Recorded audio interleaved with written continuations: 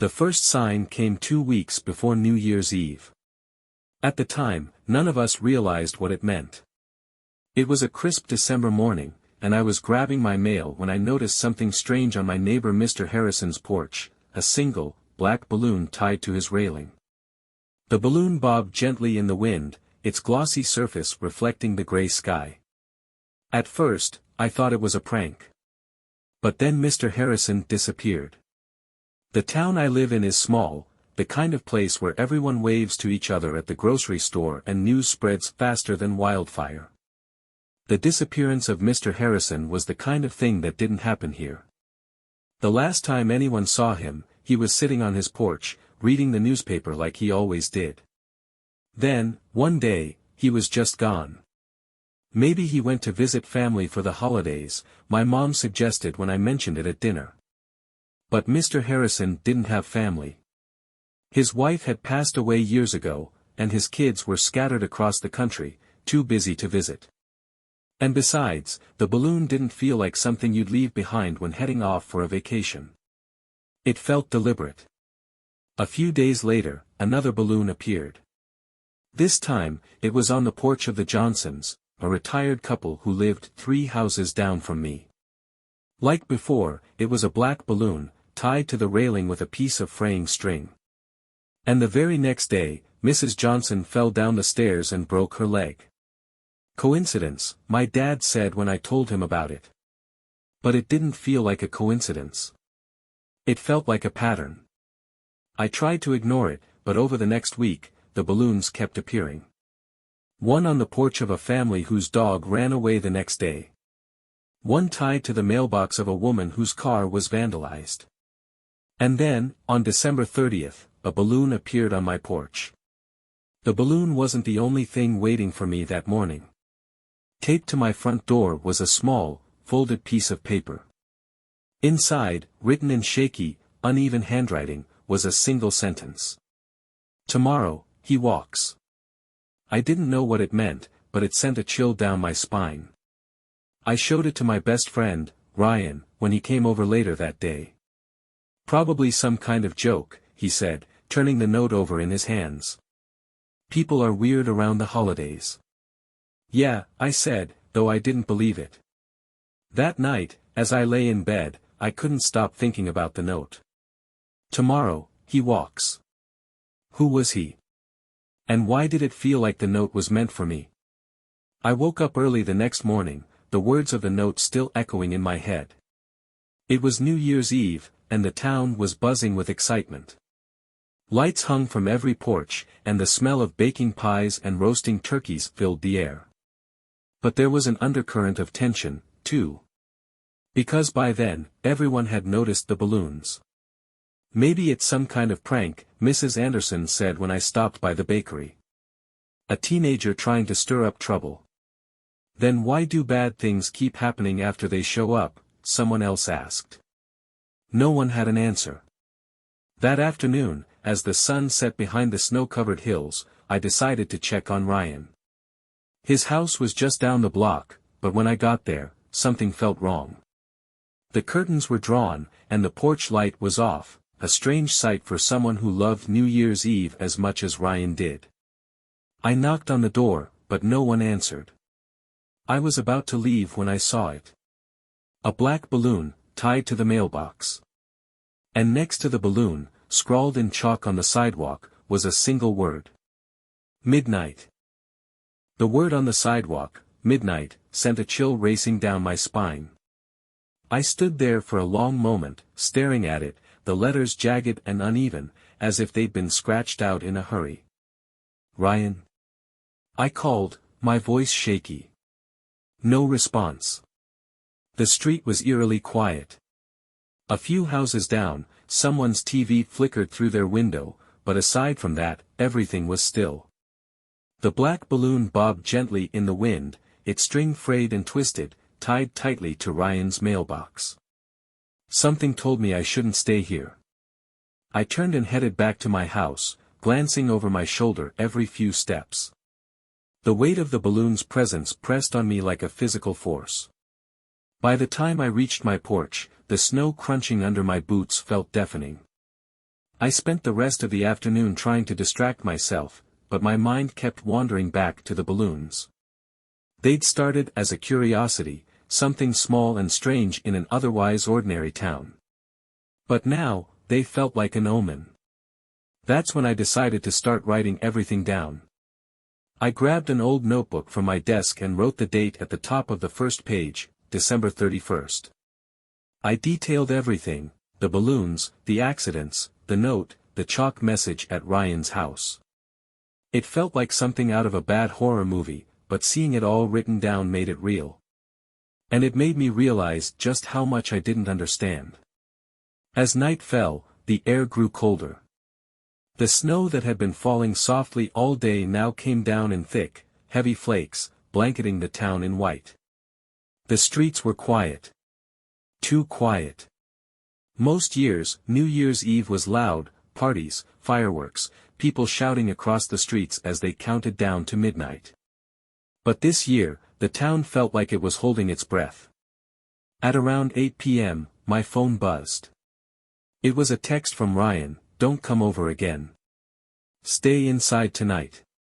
"What's going on?" I texted back. No reply. I tried calling him, but it went straight to voicemail. I told myself he was fine, that he just didn't want to deal with whatever was happening. But deep down, I knew that wasn't true. By 11 p.m., I couldn't take it anymore. I grabbed my coat and stepped outside, the icy air biting at my face. The streets were deserted, the houses dark. Even the streetlights seemed dimmer than usual, their glow barely piercing the falling snow. As I walked down the block, I spotted something up ahead. A figure. They were standing in the middle of the street, motionless. At first, I thought it was just someone heading to a party, but as I got closer, I realized they weren't moving. They were just standing there, facing away from me. "Hello." I called out, my voice echoing in the stillness. The figure didn't respond. I took a step closer, the snow crunching under my boots. And then they turned. The figure was a man, dressed in dark clothes that blended almost perfectly with the night. His face was pale, his features sharp and hollow. But it was his eyes that stopped me cold. They were wide and unblinking, staring at me with an intensity that felt inhuman. For a moment, we just stood there, staring at each other. Then he smiled. It wasn't a friendly smile. It was too wide, too forced, as if he didn't quite know how to do it. "Midnight," he said, his voice soft but clear. "What?" I stammered. "Midnight," he repeated, his smile widening. I stumbled back, my heart racing. "Stay away from me," I said, my voice shaking. But the man didn't move. He just stood there, smiling, as I turned and ran. By the time I got back to my house, it was 11:30 p.m. I locked the door, double-checked the windows, and turned off all the lights. The figure's face was burned into my mind, those hollow eyes, that unnatural smile. I sat on the couch, my notebook open in my lap, trying to make sense of what was happening.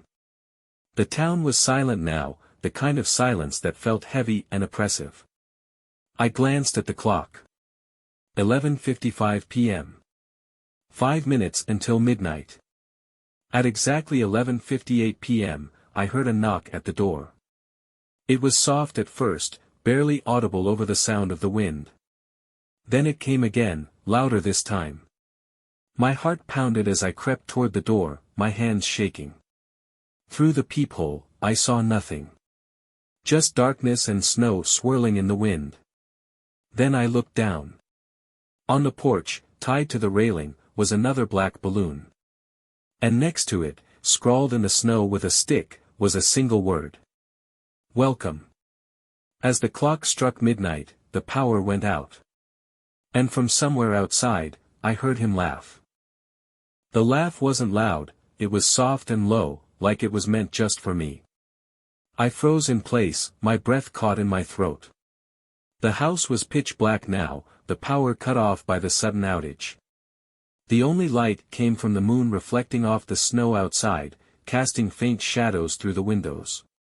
And then came the knock. It wasn't gentle this time. It was sharp and deliberate, rattling the door in its frame. "Who's there?" I shouted, my voice cracking. No answer. The knock came again, louder, more forceful. I grabbed the first thing I could find, a heavy flashlight, and crept closer to the door.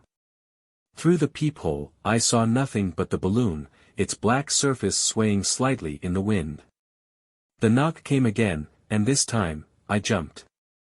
It wasn't coming from the front door anymore. It was coming from the window. I turned slowly, the flashlight trembling in my hands. The knock came again, soft but insistent, like someone tapping a finger against the glass. I shone the flashlight toward the window and froze. The figure was standing outside, his face pressed against the glass, his hollow eyes staring straight at me. He didn't move. He didn't blink. He just stood there, his breath fogging up the glass. "Midnight," he whispered, his voice muffled but clear. "Leave me alone." I shouted, stepping back. The man tilted his head, his too wide smile stretching even further. Then he raised his hand. On the glass, he began to write something, his finger tracing letters into the frost. Asterisk, "Come outside." Asterisk. I shook my head, backing further into the room. "No," I whispered, gripping the flashlight tightly. The man's smile faded. His eyes narrowed. And then he slammed his hand against the window. The glass didn't break, but the sound was deafening. I stumbled back, my heart pounding as he slammed his hand again, and again, and again.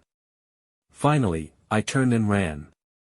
I bolted up the stairs to my room, slamming the door shut behind me. My hands were shaking as I fumbled with my phone, trying to call Ryan. No signal. I stared at the screen, my mind racing. The house was silent again, but the memory of that man's face wouldn't leave me. Then I heard it. Footsteps. They weren't outside anymore. They were inside the house. At first, they were faint, just a soft creak of the floorboards below. But then they grew louder, heavier, moving slowly up the stairs. "Who's there?" I shouted, clutching the flashlight like a weapon. The footsteps stopped. Then came the laugh. It was closer now, just outside my door. I backed away, pressing myself against the far wall, my breath coming in short, shallow gasps. The doorknob rattled. "Midnight," the voice whispered from the other side. I scrambled into the closet, closing the door behind me as quietly as I could. I crouched in the dark, clutching the flashlight, trying to steady my breathing. The doorknob rattled again, harder this time. Then, slowly, the door creaked open. I held my breath, peeking through the slats of the closet door. The man stepped into the room, his movements slow and deliberate. He wasn't holding anything, no weapon, no tool, but there was something about him that made my skin crawl. He turned his head, scanning the room. "Come out," he said softly, his voice dripping with malice. I stayed perfectly still, my heart pounding so loudly I was sure he could hear it. He moved closer, his hollow eyes darting toward the closet. For a moment, I thought he was going to open the door. But then he stopped. "Next time," he whispered, his smile returning. And then he left. I didn't sleep that night. I stayed in the closet until the first rays of sunlight seeped through the cracks. Only then did I step out, my legs trembling beneath me. The house was empty. No sign of the man, no footprints in the snow outside, and no black balloon on the porch. I called Ryan again, but his phone went straight to voicemail. I decided to go to his house. The street was eerily quiet as I walked, the snow crunching under my boots. When I reached Ryan's house, my stomach dropped. The black balloon was still tied to the mailbox, but the word "midnight" had been scratched out. In its place was something new. Gone. I banged on the door, shouting Ryan's name, but there was no answer. When I peered through the window, the house looked untouched, no signs of struggle, nothing out of place. It was like he'd vanished. As I walked back home, I noticed something strange. There were more balloons now. Dozens of them, tied to mailboxes, fences, and lampposts, their glossy surfaces reflecting the pale winter sun. The town felt different, too. The streets were emptier, the houses quieter. It was as if the world was holding its breath. And then, just as I reached my porch, I saw it. A note pinned to my door, written in that same shaky handwriting. "He's watching you." The note on my door sent a chill down my spine. "He's watching you." I looked around, scanning the street, but it was empty. The black balloons still bobbed on mailboxes and fences, swaying gently in the cold wind. Somewhere, someone had to be watching. I ripped the note down and slammed my door shut, locking it behind me. Inside, the house felt darker than it should have. The daylight coming through the windows seemed weak, as if the outside world were dimming.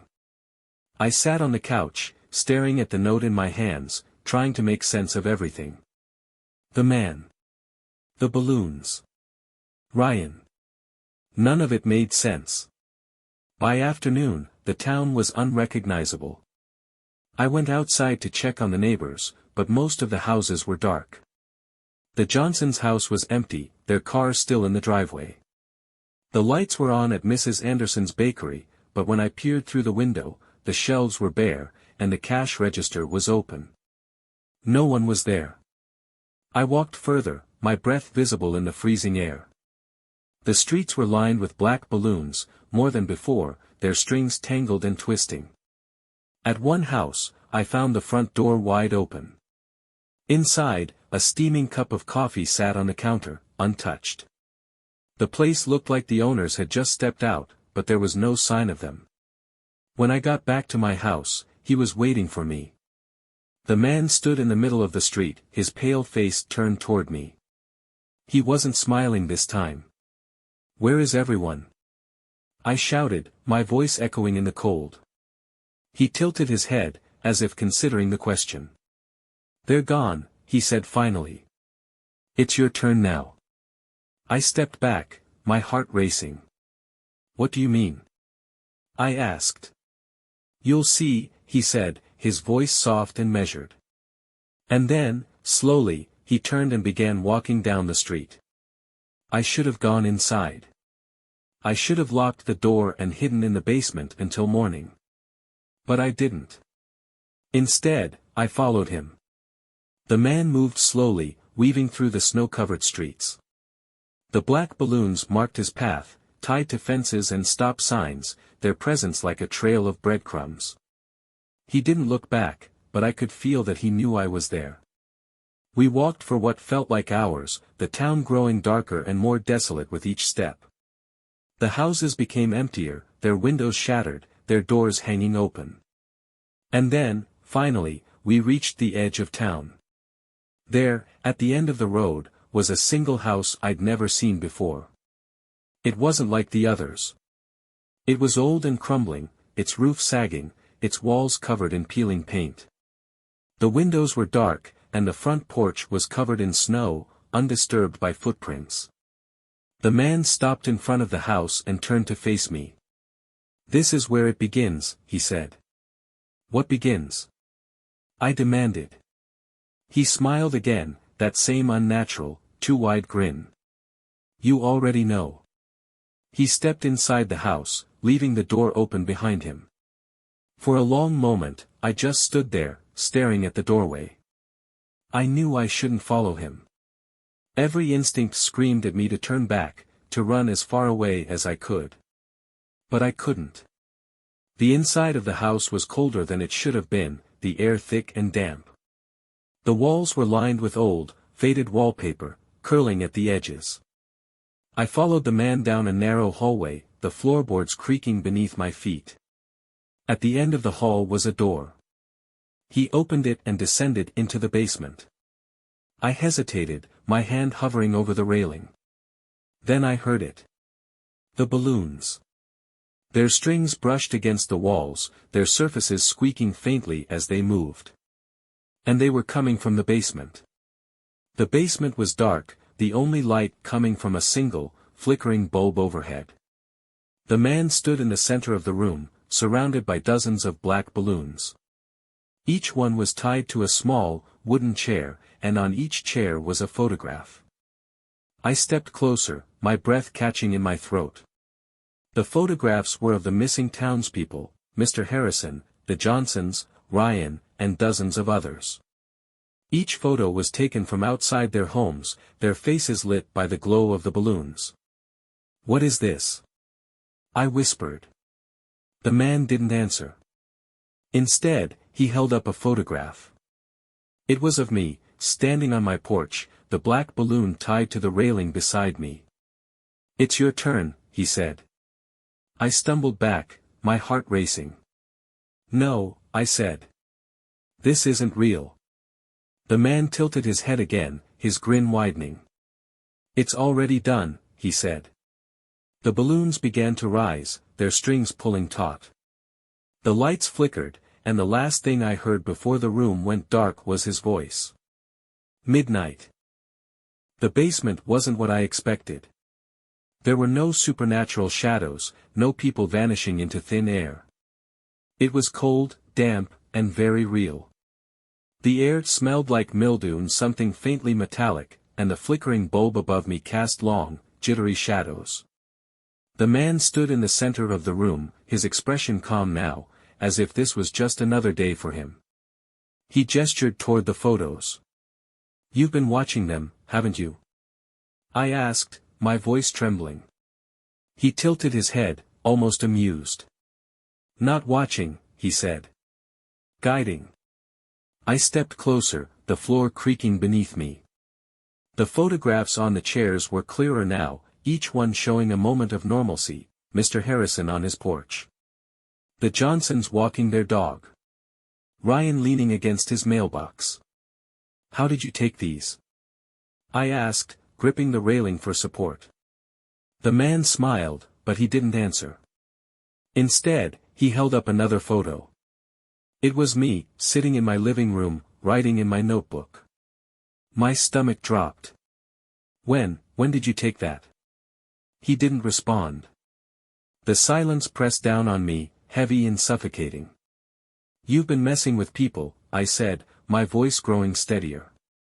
"The balloons, the notes, the chalk messages, it's all you." "Why? What's the point?"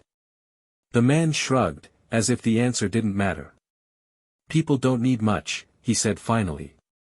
"Just a nudge. A whisper. A balloon." I stared at him, trying to process his words. "You're scaring people," I said. "Hurting them." He shook his head slowly. "I'm reminding them. Of who they are. What they fear." I stepped closer, anger rising in my chest. "Mr. Harrison," I said. "The Johnsons. Ryan. What did you do to them?" "They're fine," he said, his voice soft and matter-of-fact. "Living their lives. You'll see."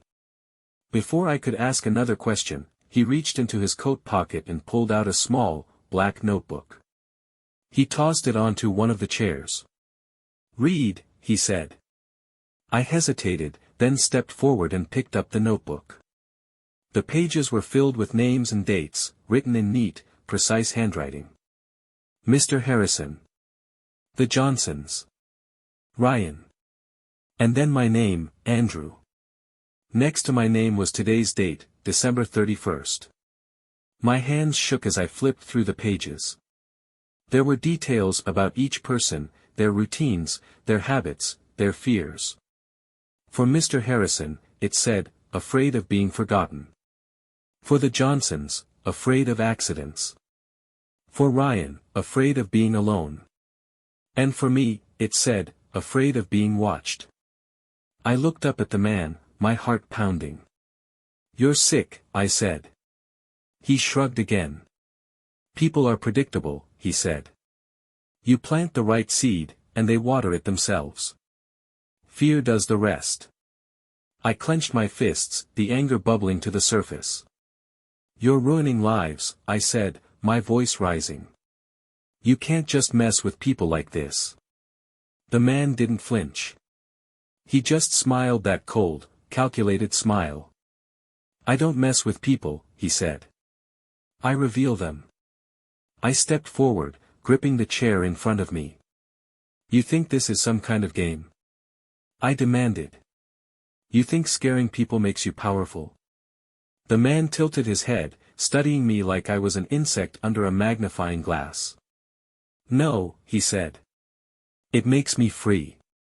I didn't know what came over me. Before I realized what I was doing, I grabbed the nearest chair and shoved it toward him. The man stumbled back, caught off guard, and I bolted for the stairs. I didn't stop running until I was out of the house and back on the snowy street. The air was cold and sharp against my lungs, but I didn't care. I needed to get away from him, from the photographs, from the notebooks. I ran straight to Ryan's house, my boots crunching against the snow. When I got there, I banged on the door until my hands hurt. "Ryan!" I shouted. "Ryan, open the door." After a long moment, the door creaked open. Ryan stood there, alive and unharmed, looking at me like I'd lost my mind. "What the hell are you doing?" he asked. "You're okay," I gasped, relief washing over me. Why wouldn't I be? The next day, I called the police. When they went to the house at the edge of town, it was empty. No photographs, no chairs, no man.